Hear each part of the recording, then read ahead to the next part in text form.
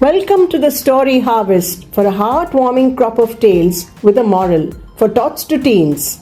Don't forget to like, comment, share and subscribe to get more new stories regularly. The game. The table was set. The snacks were laid out. The chairs were in order and the atmosphere was charged up. Simran rubbed her hands in glee. This time she would beat her arch rival, Papa. She called out aloud, "Come on, Mama, Papa, Dadi, let's start." Simran was almost 8 and Dadi was a septuagenarian grandma who was a favorite in the family, warm, lovable and in fact indulgent. Mama and Papa were doting parents and often gave in to their daughters' demands. It was customary in the Singh family to spend an hour or so playing some indoor game. It helped the members bond well as a family. Today was Carom Day and the board was powdered, the striker was raring to go and the pockets were clear. All four took their respective places and, as usual, Simran set the ball rolling. She aimed the striker at the set and the coins were dispersed at one shot. The game gathered momentum and was accompanied by squeals, groans, protests, all the sounds that were a part of the background score. Mama looked meaningfully at Dadi and Dadi promptly missed a shot. Papa blundered again and Simran managed to drive the queen straight into the pocket. The game came to an end and Simran was victorious once again to a round of applause. They had another round and the result was the same. Dadi was now ready to call it a day and bade everyone good night.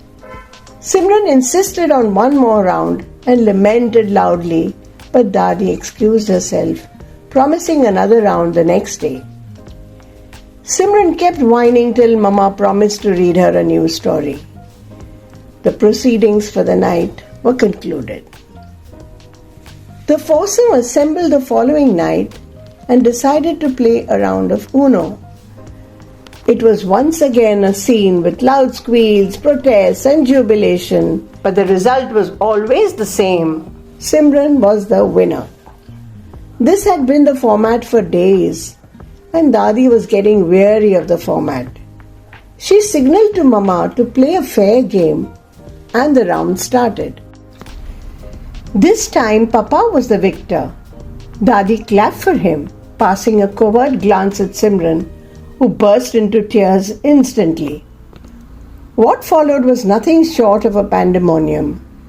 Simran stomped her feet in a fit of rage and flung the cards as she ran to the bedroom. She was obviously a sore loser, much to the distress of her family. Dadi signaled to Papa to let her be, her wise head shaking helplessly. The next day was the same. Dadi laid down the pattern. She was concerned about Simran's behavior. She was losing out on sportsmanship. She had to be groomed before she went out of control.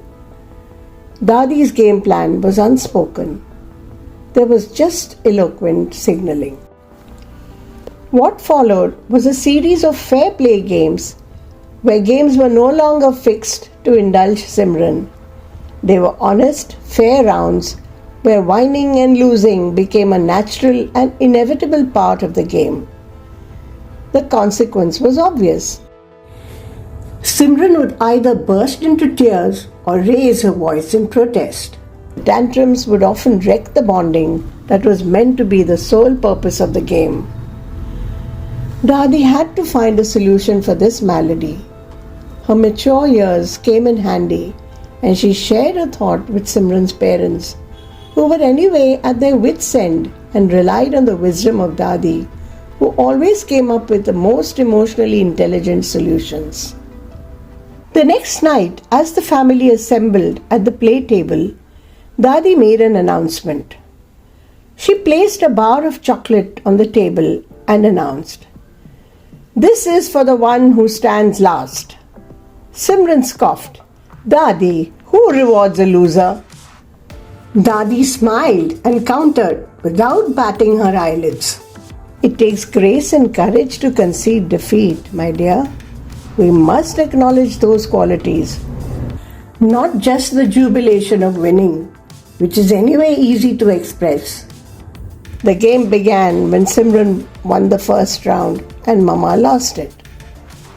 Dadi and Papa clapped for Mama and she was awarded the chocolate with smiles and thumbs. The winner went unnoticed, without any acknowledgement whatsoever. This trend continued for the next few days. The joy of winning was drained away from the spirit of the game. At first, Simran refused to celebrate the loser and preferred to gloat at her win. Everyone ignored her. Very soon it was Simran's turn and she lost the next round of a game of snakes and ladders. The family erupted in applause and Dadi bestowed the chocolate bar upon her little granddaughter, who was inclined to sulk but was forced to smile at the prize. This became a routine in the Singh household, and slowly but surely, Simran's response was being tempered, tactfully. Celebrating the loss became a habit in the family, and over the months, a norm. Simran was evolving slowly but surely, and in a while, became used to the new routine. It was Dadi's birthday, and Simran organized a gala round of Pictionary. They all assembled to start the proceedings. Simran smiled secretly as she fished out the prize from her pocket, a giant bar of caramel chocolate she had bought with her pocket money, Dadi's eternal favorite. Dadi, this is not for losing, it is for the winner. Dadi smiled. Are you sure? Simran smiled sheepishly.